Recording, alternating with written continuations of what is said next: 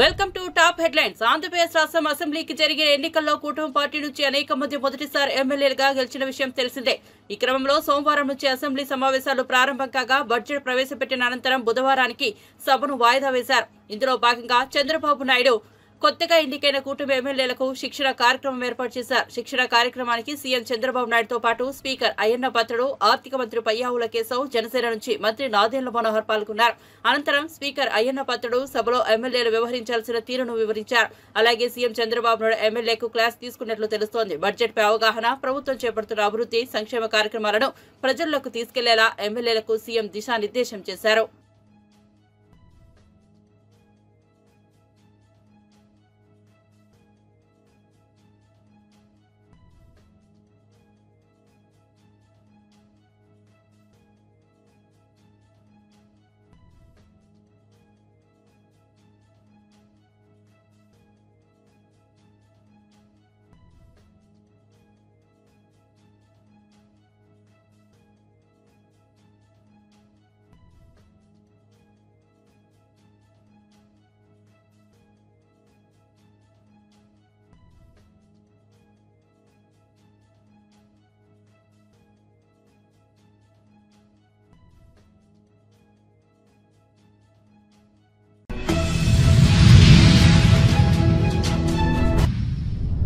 జగన్ కు ప్రతిపక్ష హోదా ఇవ్వకపోవడం ఆయన స్వయం కృతాపరాధనేనని ఏపీ కాంగ్రెస్ అధ్యక్షురాలు వైఎస్ షర్మిల అన్నారు. 151 స్థానాల్లో గెలిపిస్తే ప్రజలకు ఎన్నో మాయమాటలు చెప్పి ఆయన మోసం చేశారని ఆరోపించారు. వైఎస్ఆర్సీపీ హయాంలో జరిగిన అవినీతి అక్రమాలను గమనించి ప్రజలు 11 సీట్లే ఇచ్చారన్నారు.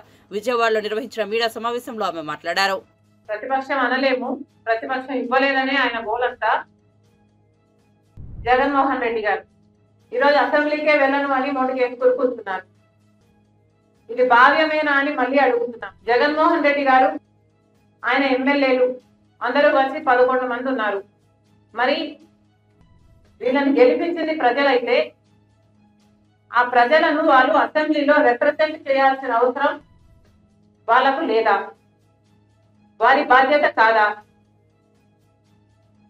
జగన్మోహన్ రెడ్డి గారు అసెంబ్లీకి వెళ్ళను, నాకు ప్రతిపక్ష హోదా ఇవ్వకపోతే నాకు మైక్ ఇవ్వరు, నన్ను మాట్లాడనివ్వరు అని చెప్తున్నారు. అయ్యా, నీకు ఎందుకు ఇవ్వటం లేదు ప్రతిపక్ష హోదా? మీ స్వయం కృతాపరాధమే కదా. మీకు 11 మందే గెలిపించారు ప్రజలు అంటే, ఒకప్పుడు 151 మందిని గెలిపించిన ప్రజలు మిమ్మల్ని 11 మందినే గెలిపించారు అంటే మీ స్వయం కృతాపరాధం కాదా? ఎన్ని మాటలు చెప్పారు మీరు ప్రజలకు? ఆఖరికి రాజశేఖర్ రెడ్డి గారి జలయజ్ఞం ప్రాజెక్టు నవరత్నాలలో అదొక రత్నం. 6 నెలల్లో రాజశేఖర్ రెడ్డి గారు వదిలి వెళ్లిపోయిన ప్రాజెక్టులు అన్ని పూర్తి చేస్తామని చెప్పి కూడా మీరు పూర్తి చేయలేదు.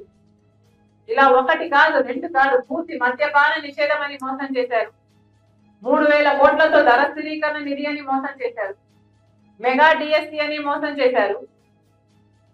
ఇలా ప్రజలు మీ అవినీతి అక్రమాలను గమనించారు కాబట్టే మీకు 11 సీట్లే ఇచ్చారు. పోనీ అవైనా ఇచ్చారు కదా, ఇచ్చారు అన్న కృతజ్ఞత అయినా ఉండాలి కదా. ఇది చాలా విడ్డూరంగా ఉంది. This is not right. Jaganmohan Reddy గారి అహంకారం, అజ్ఞానమే బయటపడుతుంది. ఒకవేళ జగన్మోహన్ రెడ్డి గారికి ఏమైనా అసెంబ్లీకి పోయే ధైర్యం లేదా, లేక ఆ సామర్థ్యం లేదా, జగన్మోహన్ రెడ్డి గారు సమాధానం చెప్పాల్సిన అవసరం ఉంది. ఈరోజు జగన్మోహన్ రెడ్డి గారి వైసీపీ ఎమ్మెల్యేలకు కూడా ఈ ప్రశ్న అడుగుతున్నాం. మిమ్మల్ని ప్రజలు గెలిపించారు. ఎందుకు గెలిపించారు? మీరు వాళ్ళ రిప్రజెంటేటివ్ గా ఉంటారు అని గెలిపించారు. మీరు ఎమ్మెల్యేలు అయ్యారు. ఎమ్మెల్యే అంటే అర్థం ఏమిటి? Member of legislative assembly. మీరు ఏమిటండి మెంబర్ ఆఫ్ లెజిస్లేటివ్ అసెంబ్లీ? మీరు అసెంబ్లీకి వెళ్ళకపోతే వాట్ ఆర్ యూ? ఆలోచన ఉండనవసరం లేదా? ప్రజలు మీకు ఓట్లేసి గెలిపించారు. మీ డెఫినిషనే అది, మెంబర్ ఆఫ్ లెజిస్లేటివ్ అసెంబ్లీ అని. అలాంటప్పుడు మీరు అసెంబ్లీకే వెళ్ళను అంటే మీరు ప్రజలకు వెన్నుపోటు కొట్టడం కాదా? మీరేమైనా ప్రజలకు ముందే చెప్పారా మేము ఓడిపోతే అసెంబ్లీకి పోము అని? చెప్పలేదు కదా. ప్రజలు ఏమనుకున్నారు? మిమ్మల్ని గెలిపిస్తే వాళ్ళని అసెంబ్లీలో మీరు రిప్రజెంట్ చేస్తారు అని కదా వాళ్ళు అనుకున్నారు. అలాంటప్పుడు మీరు ఇప్పుడు అసెంబ్లీకి వెళ్ళకపోతే మీరు ప్రజలను మోసం చేసినట్టు కాదా? మీకు ఏ హక్కు ఉందండి మేము అసెంబ్లీకి వెళ్ళము అని చెప్పడానికి? జగన్మోహన్ రెడ్డి గారి అంటే అహంకారం అనుకోవచ్చు. మీ అందరికీ ఏమైంది? ఒక్కొక్క నియోజకవర్గం నుంచి మిమ్మల్ని గెలిపించి నియోజకవర్గంలో ఉన్న సమస్యల గురించి మీరు ఫ్లోర్ ఆఫ్ ది అసెంబ్లీలో మీరు మాట్లాడాలి అని కదా. మీరు అక్కడెక్కడో మాట్లాడతాం, మా ఇంట్లో మాట్లాడతాం, పక్క ఇంట్లో మాట్లాడతాం అంటే ఏం అర్థం ఉందండి? పోరాటాలు బయట చేయొద్దు అనటం లేదు, కానీ అసెంబ్లీ లో కూడా చేయాల్సిన అవసరం ఉంది కదా. ఎంత అజ్ఞానమో ఇది బయటపడుతుంది. బడ్జెట్ ప్రవేశపడుతుంటే మీరు కనీసం అటెండ్ కూడా కాలేదు. మీరు అసెంబ్లీకి వెళ్ళకపోతే రాజీనామాలు చేయండి. ఈసారి మళ్ళీ మీరు నిలబడితే ప్రజలకు చెప్పండి మేము అసెంబ్లీకి వెళ్ళము, మిమ్మల్ని గెలిపించినా మేము వెళ్ళము అని చెప్పండి. అప్పుడు మీరు మీకు ఓటేస్తారేమో చూడండి. మీకు ధైర్యం లేకపోతే, మీకు సామర్థ్యం లేకపోతే వైసీపీ ఎమ్మెల్యేలు అందరూ రాజీనామాలు చేయండి. అసెంబ్లీకి వెళ్ళకపోతే మీరు మెంబర్స్ ఆఫ్ లెజిస్లేటివ్ అసెంబ్లీ కానే కాదు.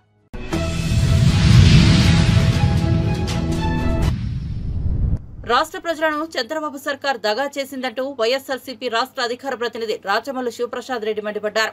ఆయన మీడియాతో మాట్లాడుతూ ఎన్నికలప్పుడు కూటమిగా ఏర్పడి ప్రజలకు ఇచ్చిన హామీలు ఏమయ్యాయంటూ ప్రశ్నించారు. అధికారంలోకి రాగానే వెంటనే వాటిని అమలు చేస్తామని ఓటు అడిగారు. మహిళకు 15,000 ఉచిత బస్సు, నిరుద్యోగులకు 3,000 వృత్తి ఇస్తామన్నారు. 20,000 రైతుకు 25 లక్షల ఉద్యోగాలు, ఇలా అనేకం సూపర్ 6 మేనిఫెస్టో ఉన్నాయి. గెలిచిన వెంటనే అమలు చేస్తామని వాగ్దానం చేశారు. 6 నెలల ఓటాన్ అకౌంట్ బడ్జెట్ తో కాలయాపన చేశారు. పూర్తి బడ్జెట్ పెట్టారు. దాంట్లో మీరిచ్చిన ఈ ఒక్క హామీ కనిపించలేదంటూ రాచమల్లు నిలదీశారు. నిరుద్యోగ యువకులకు 25 లక్షల ఉద్యోగాలు కల్పిస్తామని, వ్యవసాయం చేసుకుంటే రైతన్నలకు పంట పెట్టుకోవడానికి సహాయంగా 20,000 రూపాయలు ఇస్తామని, అదేవిధంగా బీసీ సప్లాన్ కింద ప్రతి సంవత్సరం కోట్ల రూపాయల నిధులు వెచ్చిస్తామని, ఇవన్నీ మీరు చెప్పిన సూపర్ 6లో ఉన్నాయి. సూపర్ 6 కాకుండా మేనిఫెస్టోలో మీరు పొందుపరిచినటువంటి అనేక రకాల సంక్షేమ పథకాలు అందులో ఉన్నాయి. గృహ నిర్మాణానికి గ్రామీణ ప్రాంతాల్లో 3 సెంట్లు, పట్టణ ప్రాంతాల్లో 2 సెంట్లు ఇచ్చి 4 లక్షల రూపాయలు ఇల్లు కట్టుకోవడానికి ఇస్తామని చెప్పినారు. అది కూడా గెలిచిన వెంటనే, ఇది నేను మళ్ళీ నొక్కి ఒక్కానిస్తా ఉన్న కూటమి వారిని, గెలిచిన వెంటనే ఇవి అమలు చేస్తామని చెప్పి మీరు వాగ్దానం చేసినది. ఇప్పటికి గెలిచి 6 నెలలైంది. 6 నెలలైంది పాలకులారా. ఇప్పటి వరకు ఓటాన్ అకౌంట్ బడ్జెట్తో పూర్తి స్థాయి బడ్జెట్ను కూడా ప్రవేశపెట్టలేక, ఓటాన్ అకౌంట్ బడ్జెట్తో కాలయాపన చేసి, మీరు చెప్పిన ఒక్క హామీని కూడా, సామాజిక పెన్షన్ తప్ప, అది ఎవరైనా ఇస్తారు, నేనున్నే ఇస్తా, ఎవరైనా ఇస్తారు, అది తప్ప మరొకటి ఏది కూడా మీరు అమలు పరచలే. నిన్నటి దినం పూర్తి స్థాయి బడ్జెట్ ప్రవేశపెట్టినారు. పూర్తి స్థాయి బడ్జెట్ ప్రవేశపెట్టిన ఈ 6 నెలల కాలానికి సంబంధించి సూపర్ 6 లేదు, మేనిఫెస్టోలోని అంశాలు లేవు. ప్రజల సంక్షేమాని కోసం వేల కోట్ల రూపాయలు, లక్షల కోట్ల రూపాయలు వెచ్చిస్తామని మీరు ఇచ్చిన మాటలు ఏ ఒక్కటి కూడా అందులో కనిపించలే. తల్లికి వందనం లేదు, నిరుద్యోగ భృతి లేదు, 1,500 రూపాయలు లేదు, రైతులకు అన్నదాత సుఖీభవ లేదు, బస్సు లేదు, ఏమీ లేవు. మరి మేము అడుగుతా ఉన్నాం, ఈరోజు ప్రతిపక్ష పార్టీకి సంబంధించినటువంటి వ్యక్తులుగా, ప్రజాపక్షాన గట్టిగా మాట్లాడే వ్యక్తులుగా మిమ్మల్ని చంద్రబాబు సిక్సర్ కొడితే లబ్ధిదారులు డకౌట్ అయినట్లుగా బడ్జెట్ ఉందని మాజీ మంత్రి కురసాల కన్నబాబు ఎద్దేవా చేశారు. ఆయన మీడియాతో మాట్లాడుతూ అలవిగాని అంకెలతో బడ్జెట్ నింపారన్నారు. సంక్షేమ పథకాలు అమలు చేయడానికి వీలుగాని అంకెల గారడి, సూపర్ 6 సంక్షేమానికి కేటాయింపులు లేవు. ప్రజల్ని మభ్యపెట్టడానికి ప్రవేశపెట్టిన బడ్జెట్లా ఉంది. వాస్తవ బడ్జెట్ కాదు, గ్రాఫిక్ బడ్జెట్. అమరావతి ఊపిరి పీల్చుకొని ఒక పత్రిక రాసిందే. అమరావతి ఊపిరి పీల్చుకొని రాశారు, కానీ ఆంధ్రప్రదేశ్ ఊపిరి పీల్చుకొని రాయలేదు. దీనికన్నా దిగజారుడు ఇంకొకటి ఉంటుందా అంటూ కన్నబాబు మండిపడ్డారు. ఇది ఇవాళ నుంచి కాదు, దాదాపుగా ఆయన పార్టీ పెట్టినప్పటి నుంచి చంద్రబాబు నాయుడు గారి పార్టీ, తెలుగుదేశం పార్టీ ఆధ్వర్యంలో పెద్ద ఎత్తున ఇలాంటి దుష్ప్రచారం చేస్తూ ఉన్నారు. ఈ మధ్య జనసేన పేరుతో కూడా వైఎస్ఆర్ పార్టీ అధినాయకుడిని చాలా కించపరిచే పోస్టింగ్లు పెడుతున్న పరిస్థితులు చూస్తూ ఉన్నాం. ఇప్పుడు ఇటీవల కాలంలో ఈ గవర్నమెంట్ తెలుగుదేశం పార్టీ కూటమి ప్రభుత్వం చాలా దుర్మార్గంగా సోషల్ మీడియాలో పోస్టింగ్లు పెట్టారని చెప్పి వైఎస్ఆర్ పార్టీ సానుభూతి పరులని, ఆ వైఎస్ఆర్ పార్టీ యాక్టివిస్టులని తీసుకెళ్ళడం, ఎక్కడున్నారో తెలియకుండా చాలా అనుచితంగా ప్రవర్తించడం, చాలా దుర్మార్గంగా వారిని బాధించడం, కొట్టడం ఇవన్నీ చూస్తూ ఉన్నాం. విపరీతమైన వేలాది మంది మీద కేసులు పెట్టడానికి ప్లాన్ చేశారని కూడా వింటూ ఉన్నాం. ఏదో వాళ్ళకి మాత్రమే అన్యాయం జరుగుతున్నట్టుగా ప్రచారం చేస్తూ ఉన్నారు. కానీ ఇవాళ సోషల్ మీడియా బాధితులు ఎవరన్నా ఉంటే పై వరుసలో వైఎస్ఆర్ పార్టీ నాయకులే ఉంటారనేది కూడా ఈ సందర్భంగా చెప్తున్నాం. మేము చాలా అనుచితంగా ఇష్టానుసారం దుష్ప్రచారం చేయడం చూసాం. అందుకే ఏదైతే మా పార్టీ నాయకుడి పైన, మా గౌరవ అధ్యక్షులు జగన్మోహన్ రెడ్డి గారి పైన, పార్టీ నాయకులపైన వచ్చిన కొన్ని పోస్టింగ్ల పైన స్పందించి కేసులు నమోదు చేయాలని చెప్పి ఈరోజు జిల్లా అడిషనల్ ఎస్పీ గారికి ఒక వినతి పత్రం అందజేయడం జరిగింది. ఇంత దుర్మార్గంగా పోస్టింగ్లు పెట్టి కుటుంబ సభ్యుల్ని, చివరికి దివంగత ముఖ్యమంత్రి ప్రీతమ నాయకుడు రాజశేఖర రెడ్డి గారి మీద కూడా అనుచితమైన పోస్టింగ్లు పెడుతున్న పరిస్థితులు కనబడుతూ ఉన్నాయి. ఎందుకు ఇంత దిగజారిపోయి ప్రవర్తిస్తూ ఉన్నారు? మీకు అధికారం వచ్చింది, అధికారం ప్రజలు ఇచ్చారు. మీరు ఇవాళ ముఖ్యమంత్రి స్థానంలో ఉండి కూటమి 3 పార్టీలు కలిపి కూటమిగా పనిచేస్తూ ఉన్నాయి. అయినా సరే మీకు సంతృప్తి లేదు. వచ్చిన రోజు నుంచి కక్ష సాధింపు తప్ప మరొక వ్యాపకం కానీ మరొక ఎజెండా కానీ లేదు. అందుకే ఇవాళ మేము చెప్తా ఉన్నాం, ఇంకా మీ కక్ష సాధింపులు ఆపండి, పరిపాలన మీద దృష్టి పెట్టండి, మీ డైవర్షన్ పాలిటిక్స్ ఆపండి. మీరు ఒక అబద్ధాల ఫ్యాక్టరీని ఇవాళ కాదు ఎప్పటి నుంచో నడుపుతారు. రోజు అబద్ధాలు సృష్టించి జనంలోకి వదలడం, డైవర్షన్ చేయడం అనేది మీకు ఒక అలవాటుగా మారిపోయింది. మేము చెప్తా ఉన్నాం.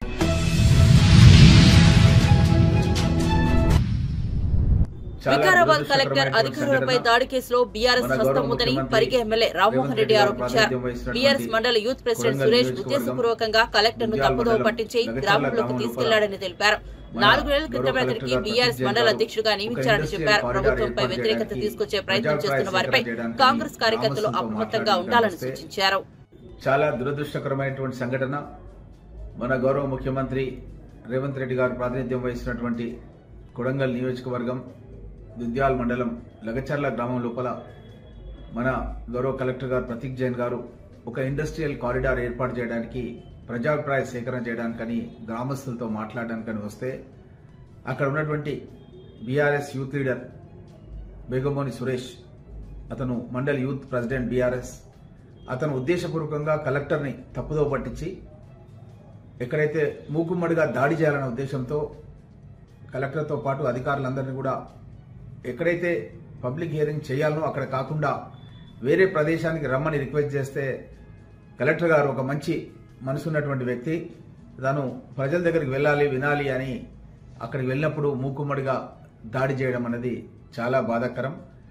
ఎందుకంటే ఇతను బీఆర్ఎస్ యూత్ ప్రెసిడెంట్ కాబట్టి ఇతనికి బీఆర్ఎస్ నాయకులకు గట్టి సంబంధాలున్నాయి. 4 నెలల క్రితమే ఇతన్ని అపాయింట్మెంట్ చేసినారు బీఆర్ఎస్ యూత్ ప్రెసిడెంట్ గాని మాకు సమాచారం ఉంది. దీనిపైన ప్రభుత్వం అన్ని కోణాల్లో కూడా దర్యాప్తు చేస్తుంది. ఎవరైతే ఉద్దేశపూర్వకంగా అధికారులపైన దాడి చేసిర్రో వాళ్ళపైన కఠిన చర్యలు తీసుకోవాలని నేను ప్రభుత్వం దృష్టికి తీసుకొస్తున్నాను. ఎందుకంటే ఇది ఒక ఫార్మాసిటికల్ ఇండస్ట్రీయే కాదు, ఒక ఇండస్ట్రియల్ కారిడార్ ఏర్పాటు చేయాలనుకుంటుంది ప్రభుత్వం. అక్కడ ఒక 1000 కోట్ల రూపాయల పెట్టుబడితో అక్కడ వేలాది మందికి నిరుద్యోగులకు ఉద్యోగాలు ఇవ్వాలని చెప్పి అన్ని రకాల పరిశ్రమలు కూడా అక్కడికి తీసుకురావాలని చెప్పి గౌరవ ముఖ్యమంత్రి గారు కృషి చేస్తుంటే కొంతమంది బీఆర్ఎస్ నాయకులు పనిగట్టుకొని ఈరోజు కేటీఆర్ కావచ్చు, హరీష్ రావు కావచ్చు, అభూత్వ కల్పనలు ప్రచార మాధ్యమాలలో ప్రచారం చేస్తూ వాళ్ళు ప్రభుత్వం పైన ఒక వ్యతిరేకత క్రియేట్ చేయడానికి ప్రయత్నం చేస్తున్న సందర్భం లోపల మన కాంగ్రెస్ పార్టీ నాయకులు, కార్యకర్తలు అప్రమత్తతతో ఉండి ఎక్కడికక్కడ తిప్పికొట్టి వాస్తవాలను ప్రజల దృష్టికి తీసుకురావాలని చెప్పి తెలియజేస్తున్నాను. మీ రామ్మోహన్ రెడ్డి, వికారాబాద్ జిల్లా కాంగ్రెస్ పార్టీ అధ్యక్షుడు. ఈ రోజు ఒక వీడియోను కూడా మీ ముందుకు చూపించదలుచుకున్నాను.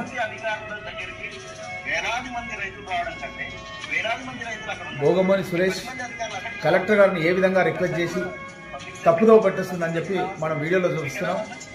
ఒక నటుడు కూడా అంత పెద్దగా యాక్టింగ్ చేయలేడు.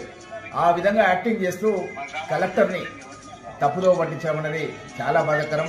మంచి అధికారులని కోల్పోయే ప్రమాదం ఉంది ఈ విధంగా దాడులు చేస్తే. కాబట్టి ఎక్కడికక్కడ కాంగ్రెస్ పార్టీ నాయకులు, కార్యకర్తలు అధికారులకు అండగా నిలవాలని చెప్పి కోరుతున్నాను.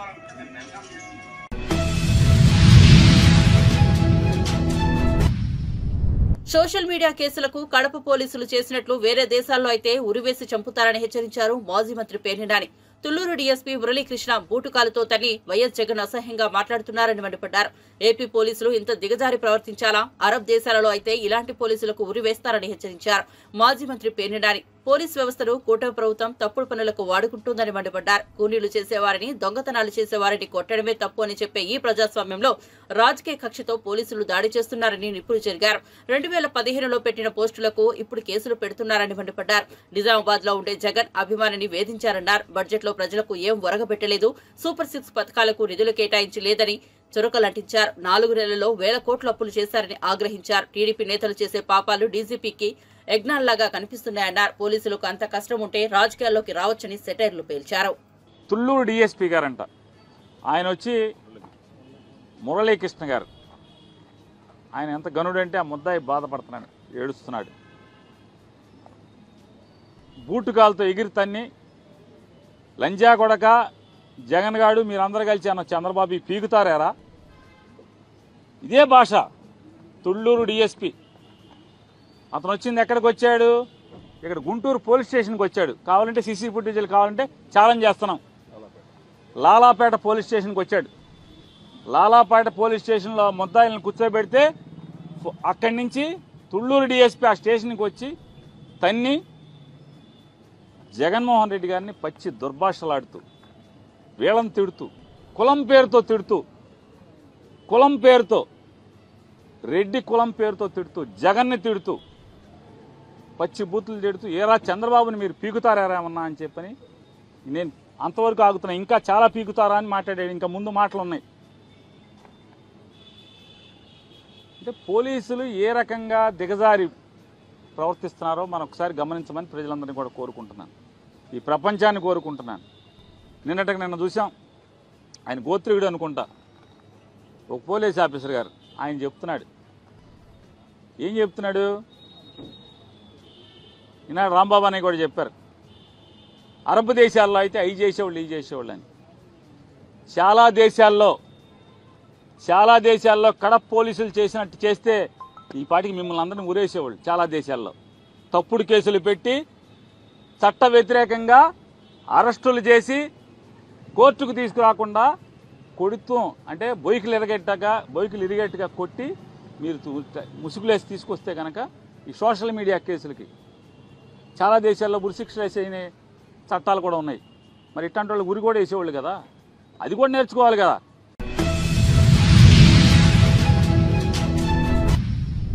బాంబులు వేస్తామని భయపెట్టించి నరికి ముక్కలు చేస్తామని ఇటువంటి హామీలు ఎప్పుడైనా తెలంగాణలో చూశామా అని మాజీ మంత్రి జగదీష్ రెడ్డి అన్నారు.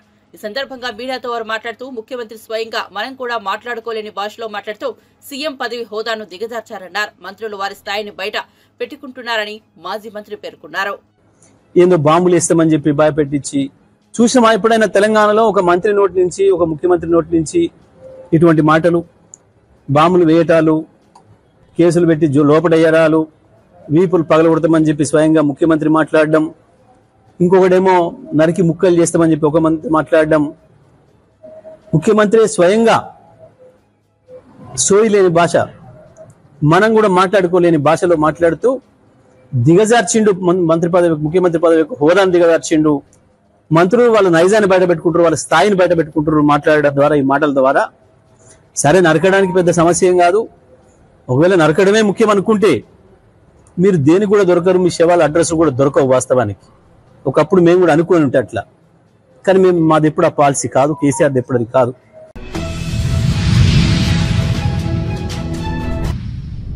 తిరుమల శ్రీ వెంకటేశ్వర స్వామి వారిని సినీ కథానాయకుడు మంచు విష్ణు దర్శించుకున్నారు. మంగళవారం వీఐపీ విరామ సమయంలో స్వామివారి సేవలో పాల్గొని మొక్కులు చెల్లించుకున్నారు. దర్శనానంతరం రంగనాయకుల మండపంలో వేద పండితులు వేద ఆశీర్వచనం అందించగా ఆలయ అధికారులు శ్రీవారి తీర్థ ప్రసాదాలు అందజేసి పట్టు వస్త్రంతో సత్కరించారు. ఆలయం వెలుపల మంచు విష్ణు మాట్లాడుతూ శ్రీవారిని దర్శించుకోవడం చాలా సంతోషంగా ఉందన్నారు. కన్నప్ప సినిమా విజయం సాధించాలని స్వామివారిని వేడుకుంటున్నట్లు తెలిపారు.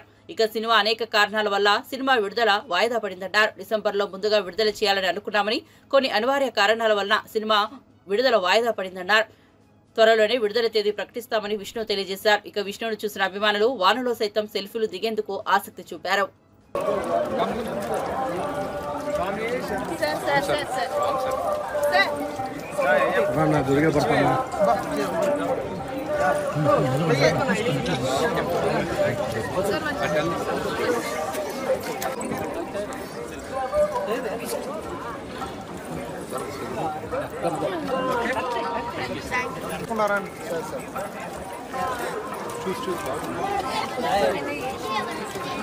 కొంచెం సైడ్ రండి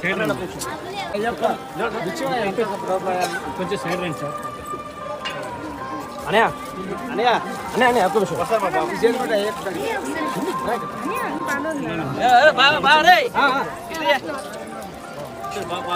అన్న ఇక్కడ చూడనా స్టైల్ బావనే రా ఇటొచ్చాం ఇటొచ్చాం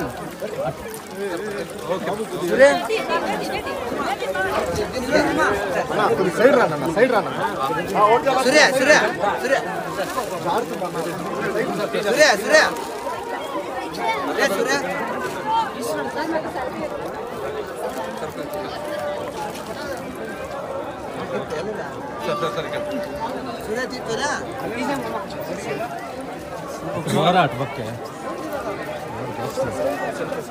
వెనక్రా బాలో వెనక్రా బాలో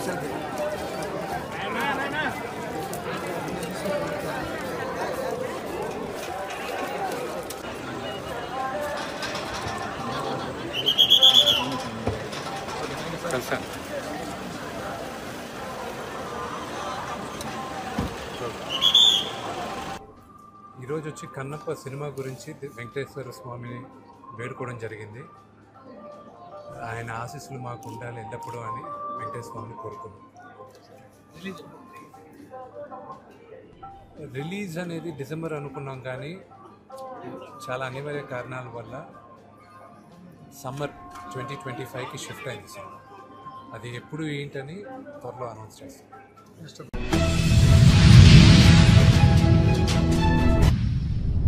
బీఆర్ఎస్ పార్టీపై MP Chamala Kiran Kumar Reddy shocking comments చేశారు. సీఎం రేవంత్ రెడ్డిని 3 సార్లు గెలిపించిన కొడంగల్ లాంటి ప్రాంతాల్లో అభివృద్ధి కోసం చేస్తున్న ప్రయత్నాలకు అడ్డుకునేందుకు అధికారులపై దాడులు చేస్తున్నారని మండిపడ్డారు. భువనగిరి, వికారాబాద్ జిల్లాలో జిల్లా కలెక్టర్పై చేసిన దాడిని తీవ్రంగా ఖండిస్తున్నానని భువనగిరి ఎంపీ చామల కిరణ్ కుమార్ రెడ్డి అన్నారు. ఒక కలెక్టర్పై దాడి చేయడం అంటేనే ప్రజాస్వామ్యం ఎటుపోతుందో అర్థం కావడం లేదని చెప్పారు. భువనగిరి కాంగ్రెస్ కార్యాలయంలో ఎంపీ చామల కిరణ్ కుమార్ రెడ్డి మీడియాతో మాట్లాడుతూ అధికారం పోయిన బీఆర్ఎస్ కు కాంగ్రెస్ చేస్తున్న అభివృద్ధిని ఎలా అడ్డుకోవాలి, దానిపైనే దృష్టి సారించాలని అన్నారు.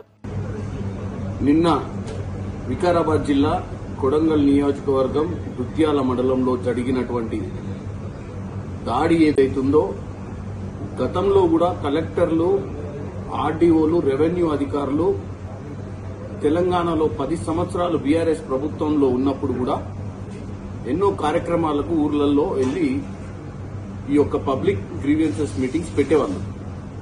కానీ నిన్న జరిగినటువంటి ఇన్సిడెంట్ చాలా దారుణం. ప్రజాస్వామ్యంలో ఒక బ్యూరోక్రాట్, అంటే అడ్మినిస్ట్రేటివ్ గా ఉన్నటువంటి ఒక కలెక్టర్ స్థాయి అధికారినే అటాక్ చేయడం అనేది మనము డెఫినెట్ గా ఈ ప్రజాస్వామ్యం ఎటుపోతుందని ఆలోచించాలి. 10 ఏళ్ల పాలన పోయిన తర్వాత బీఆర్ఎస్ కి ఏ విధంగానైనా కాంగ్రెస్ ప్రభుత్వం చేస్తున్నటువంటి మంచి పనులను అడ్డుకోవాలని ప్రయత్నం క్లియర్ గా కనపడుతుంది. ఫార్మా సిటీ కోసం అని చెప్పి, అంటే ఫార్మా కంపెనీలు ఏర్పాటు కోసం అని చెప్పి అక్కడ పబ్లిక్ గ్రీవియన్సెస్ ని ఏర్పాటు చేసి పబ్లిక్ ఒపీనియన్ తీసుకునే ప్రయత్నం చేస్తున్న సమయంలో ఏదన్నుంటే చర్చ చేయాలి. కానీ నిన్న మనం చూసినట్టయితే ఆ యొక్క దాడిని ప్రోత్సహించిన వారందరూ కూడా బీఆర్ఎస్ కార్యకర్తలుగా మనం నిన్న గమనించినాం. సో బీఆర్ఎస్ పార్టీ ఎట్టి పరిస్థితిలో వాళ్ళ 10 ఏళ్లలో దోచుకుందే కాకుండా ఈ రానున్న ప్రభుత్వంలో, అంటే ఈ 10 నెలల ప్రభుత్వం చేస్తున్నటువంటి మంచి కార్యక్రమాలను ఎట్టి పరిస్థితుల్లో అడ్డుపడాలని ఎట్టి పరిస్థితుల్లో ఈ ప్రభుత్వంలో ఒక్క కార్యక్రమం కూడా సక్రమంగా జరగొద్దని, ఎందుకంటే గతంలో ఎన్నో ప్రభుత్వాలు ఒక తెలంగాణనే కాకుండా భారతదేశ వ్యాప్తంగా కూడా అన్ని ప్రభుత్వాలు కూడా ఇండస్ట్రీలను తీసుకురావడానికి గాని భూసేకరణ చేయడానికి గాని ఇలాంటి కార్యక్రమాలు చేపట్టినప్పుడు ఇటువంటి పరిస్థితులు ఎప్పుడు ఎదుర్కొనలేదు. మరి ఈరోజు ఇటువంటి పరిస్థితి ఎదుర్కొనాల్సిన పరిస్థితి వచ్చింది అంటే దీని వెనక కుట్ర ఉంది. బీఆర్ఎస్ పార్టీ వైఖరిని తెలంగాణ ప్రజలు గమనించాలి. ముఖ్యమంత్రి సొంత నియోజకవర్గంలో ఇటువంటి కార్యక్రమాన్ని చేసి ఏం మెసేజ్ పంపించాలని చూస్తుర్రో మీరు అందరూ తెలుసుకోవాలి. ఎందుకంటే 10 ఏళ్లలో నీళ్లు నిధులు నియామకాల నినాదంతో తెచ్చుకున్న తెలంగాణను తుంగలకు దొక్కడమే కాకుండా ఈ రోజు అన్ని చేసి ఒక ఎంప్లాయ్మెంట్ క్రియేట్ చేయాలి, నిధులతో పాటు విధులు అంటే ఉద్యోగాలు అన్ని కూడా క్రియేట్ చేయాలన్న ఒక ఆలోచనతో ముఖ్యమంత్రి ముందుకు పోతుంటే ఎంతో డబ్బు ఖర్చు పెట్టి కొడంగల్ నియోజకవర్గం ఆయనను ముఖ్యమంత్రి చేయడానికి 3 సార్లు అక్కడి నుంచి ఎమ్మెల్యే గెలిపించినటువంటి కొడంగల్ నియోజకవర్గం సేవ చేయాలనుకుంటే ఒక 10 మందిని రెచ్చగొట్టి అక్కడికి పోయిన అధికారులను అటాక్ చేయడానికి చూస్తుంటే ప్రజాస్వామ్యం ఎటుపోతుందో అర్థం చేసుకోవాలి. కేటీఆర్ పోయి ఢిల్లీలో కూర్చొని ప్రకంపనలు సృష్టిస్తున్నా అని చెప్పి పిచ్చి మాటలు మాట్లాడుతూ ఇక్కడ కార్యకర్తలను రెచ్చగొట్టి ఇక్కడ కార్యక్రమాలు ఆపే ప్రయత్నం చేస్తూ ఏం చేద్దాం అనుకుంటారు. డెఫినెట్ గా వీళ్ళ మీద యాక్షన్ తీసుకుంటాం. ఇటువంటి కార్యక్రమాలు ముందు ఎక్కడ చేసినా గానీ ప్రజలు కూడా ఇటువంటి చర్యలు తీసుకునే వాళ్ళ మీద మీరు కూడా నిఘా వహించాలి. ప్రభుత్వం కూడా ఇటువంటి వారి మీద చర్యలు తీసుకుంటుంది.